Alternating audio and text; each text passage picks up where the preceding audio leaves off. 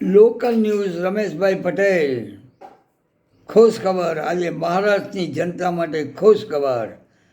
મહારાષ્ટ્રની જનતાએ મહાયુતિની અંદર ભવ્ય વિજય આપ્યા પછી મહાયુતિને 11 દિવસના સસ્પેન્સનો આજે અંત આવશે અને આજે શપથવિધિનો કાર્યક્રમ મુંબઈના આઝાદ મેદાનની અંદર રાખવામાં આવેલ છે અને આ કાર્યક્રમની અંદર મહાઅનુભવો એવા શ્રી ભારતના વડાપ્રધાન શ્રી નરેન્દ્રભાઈ મોદી તેમજ ભારતના ગૃહપ્રધાન અમિતભાઈ શાહ અને અન્ય રાજ્યો એવા કે 22 રાજ્યોમાંથી સીએમ પધારશે અને પ્રચંડ બહુમતી સાથે પ્રચંડ બહુજ સમાજ સાથે અને પ્રચંડ મેદની સાથે આજે દેવેન્દ્રભાઈ ફડણવીસ સીએમ તરીકે ત્રીજી વખતના સીએમ બનશે.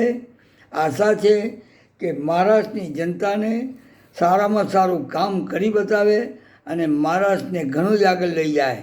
Local news Rameshbhai Patel. ધન્યવાદ.